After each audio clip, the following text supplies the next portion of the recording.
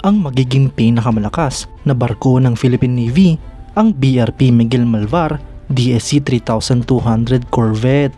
Ito nga po mga idol, ang pinakabagong barko ng Pilipinas na malapit nang i-deliver sa ating bansa.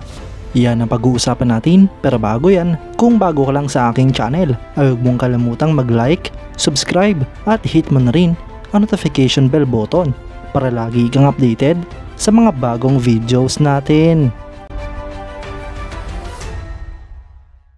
Dahil malapit nang i-deliver sa Pilipinas ang pinakamalakas na barko ng ating bansa, ay balikan natin ang naging proseso ng Philippine Navy kung paano na isakatuparan ang acquisition project na ito. Dahil ang Philippine Navy ay nasa proseso ng pag-increase ng naval surface combat capability sa pamamagitan ng pag-acquire ng mga bagong surface warship bilang parte ng Horizon 2 phase. Kabilang nga po sa proyektong ito ay ang pag-i-introduce ng bagong class ng anti-submarine warfare capable guided missile corvettes para sa offshore combat force sa ilalim ng Corvette Acquisition Project.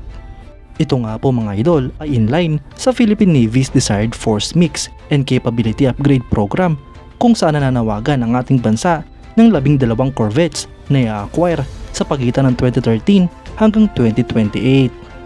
Kung mapapansin natin mga idol, ay delay na nga po ang proyektong ito dahil hanggang ngayon, dalawa pa lamang sa mga 12 corvette ang nabibili ng Philippine Navy.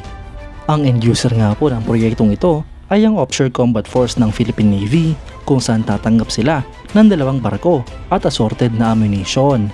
Ang proyektong ito ay sa ilalim ng Horizon 2 Phase Priority Projects ng Revised Armed Forces of the Philippines Modernization Program.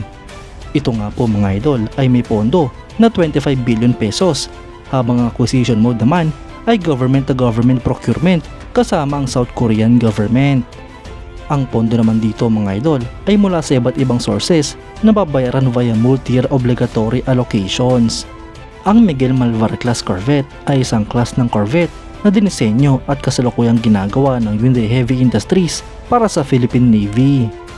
Ang Philippine Navy ay inaasahan ng delivery ng 2 bagong corvettes na inacquire sa Corvette Acquisition Project under ng Revised AFP Modernization Program Horizon 2 Phase simula 2018 hanggang 2022.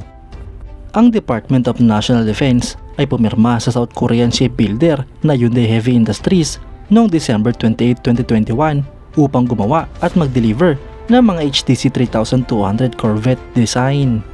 Ang construction nga po para sa unang barko na may designated project number na P170 ay sinimulan ng first steel cutting ceremony noong May 11, 2023.